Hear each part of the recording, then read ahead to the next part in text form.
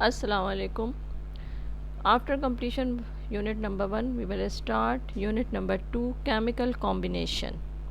Combination means join और combine, यानी एक या एक से ज़्यादा चीज़ों के को कंबाइन होने पर जो भी न्यू चीज़ बनेगी उसे हम कहेंगे कॉम्बिनेशन.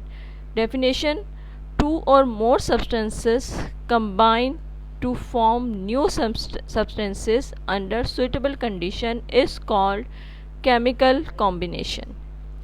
यानी जब भी दो या दो से ज़्यादा एलिमेंट या कोई भी सब्सटेंस किसी भी केमिकल रिएक्शन में कंबाइन होंगे और एक न्यू प्रोडक्ट फॉर्म करेंगे, उससे हम केमिकल कॉम्बिनेशन कहेंगे.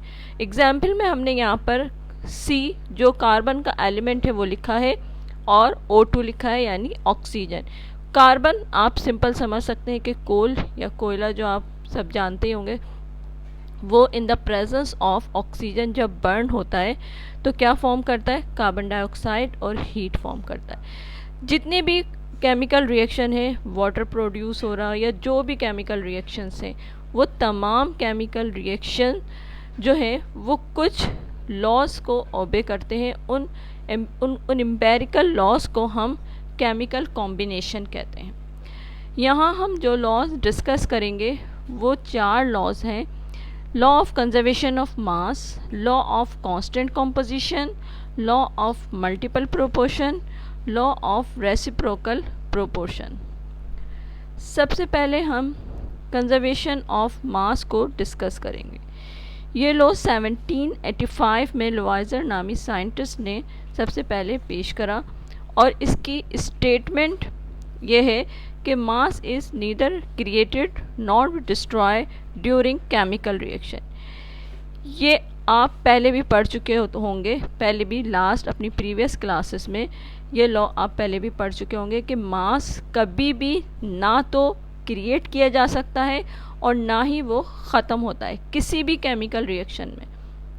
जिस तरह हमने आपको ऊपर केमिकल रिएक्शन में कोल का बताया था कि वो बर्न होता है in the presence of oxygen और वो किस में कन्वर्ट हो रहा है? Carbon dioxide. आप कोयला बर्न कर रहे होते हैं, आपको लगता है वो ख़त्म हो गया, लेकिन वो किस में कन्वर्ट हो गया है? वो कार्बन डाइऑक्साइड गैस की फॉर्म में कन्वर्ट हो गया, फ्यूम्स की शक्ल में वहाँ पर वो कन्वर्ट हो जाता है.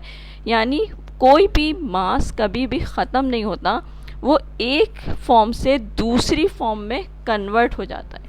और यही लॉ ऑफ कंजर्वेशन ऑफ मास है कि कोई भी मास उसको ना तो हम क्रिएट कर सकते हैं और ना ही हम उसे डिस्ट्रॉय कर सकते हैं. इस लॉ को बहुत सारी एग्जाम्पल्स के जरिए डिफरेंट केमिस्ट ने प्रूफ करा. इसको अगर हम डिफ़ाइन करें तो हम यूँ भी कह सकते हैं कि initial weight is always equal to the final weight. Initial weight क्या है?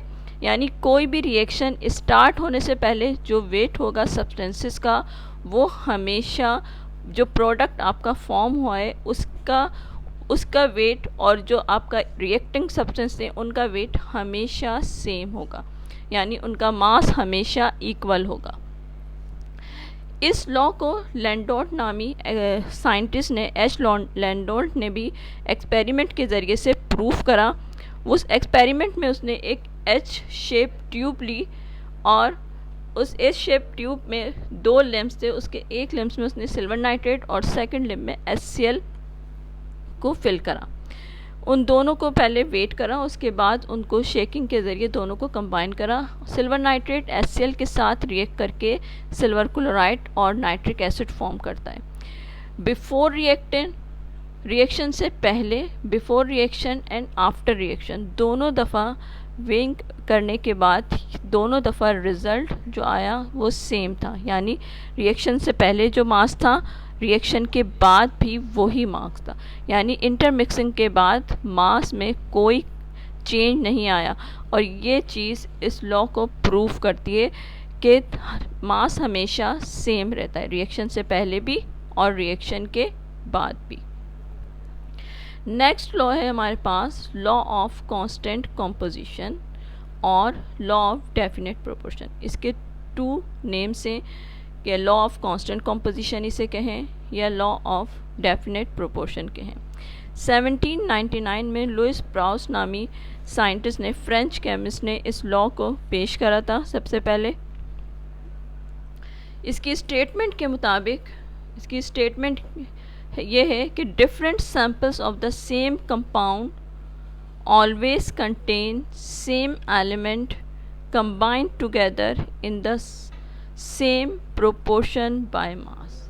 यानी अगर हम किसी भी एक सब्सटेंस के डिफरेंट सैम्पल्स कलेक्ट करें, यानी अगर हम यहाँ पर एग्जाम्पल्स में ये लें कि हमारे पास वाटर है और हम उस वाटर को रिवर का वाटर ले लें, हम लेक का वाटर ले लें, हम किसी ओशन का ले लें, ग्लेशियर का लें, या हम लेबॉर्ट्री प्रिपेयर्ड वाटर लें, तो वहाँ पर वाटर का फार्मूला सबको मालूम है कि H2O होता है। अगर हम किसी भी जगह से भी वाटर ले रहे हैं और हम उसको एनालाइज कर रहे हैं तो हम ये देखेंगे कि हमेशा उसका फार्मूला H2O ही है, यानी उसमें हमेशा उसकी कॉम्पोजिशन यही होगी कि 2 हाइड्रोजन कंबाइन होंगे 1 ऑक्सीजन के साथ। और यही ये लॉ कहता है कि लॉ ऑफ कांस्टेंट कॉम्पोजिशन, यानी कांस्टेंट रहती है, एक सब्सटेंस की कंपोजिशन हमेशा कांस्टेंट रहती है, वो कभी भी चेंज नहीं होती। यानी अगर हम सोडियम क्लोराइड की बात करें तो हमेशा सोडियम क्लोराइड के एक मॉलिक्यूल में उसमें एक सोडियम हमेशा एक ही क्लोरीन के साथ कंबाइन होगा। इसी तरह से वाटर में भी हमेशा 2 हाइड्रोजन एक ऑक्सीजन के साथ कंबाइन होकर के वाटर मॉलिक्यूल बनाते हैं। हम किसी भी सब्सटेंस की बात करें तो वहाँ उसकी कंपोजिशन चेंज नहीं होती, हमेशा सेम रहती है। वो सैंपल हम कहीं से भी कलेक्ट करें, यानी डिफरेंट सैंपल्स हों तो भी वो सेम कंपोजिशन में रहते हैं, उनकी कंपोजिशन चेंज नहीं होती। यही ये लॉ आपको प्रूव करता है कि हम कहीं से भी वाटर ले लें और उसको कलेक्ट करें तो उसमें हमेशा वो इतना ही हाइड्रोजन और ऑक्सीजन का जो कॉम्बिनेशन है वो हमेशा यही रहेगा, उनका जो रेशो है वो यही सेम रेशो रहेगा और उनका मास कभी भी चेंज नहीं होगा।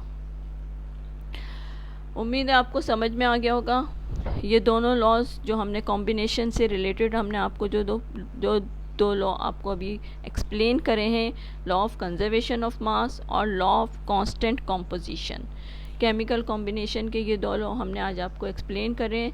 इसके बाद बाकी 2 रहते हैं, वो भी हम आपको एक्सप्लेन करेंगे। सबसे पहले आप ये याद रखिए कि यहाँ हम किसी भी केमिकल रिएक्शन को ही एक्सप्लेन कर रहे हैं कि जो भी केमिकल रिएक्शन होते हैं वो किस तरह से हो रहे हैं, वो किन किन लॉज को ओबे कर रहे हैं, जितने भी सब्सटेंसेस हैं वो किस तरह से डिफरेंट लॉज को ओबे करते हुए एग्जिस्ट करते हैं। ओके, अल्लाह हाफिज़।